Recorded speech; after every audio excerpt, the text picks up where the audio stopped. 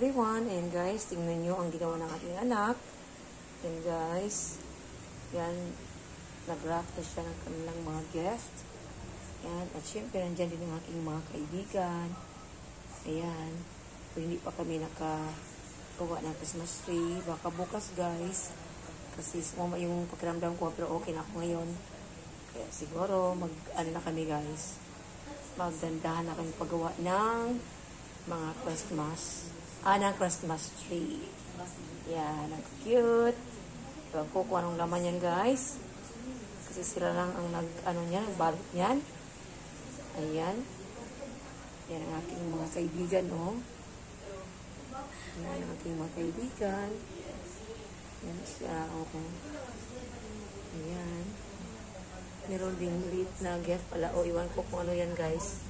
Napaka-cute. Ano kaya yan? Napaka-cute na gift. Ayan. Yan ang kanyang ginawa guys. Napaka-creative ng aking anak. Yan kasi mahilig siya sa ganyan guys. Yan. Siya ang anak ko guys na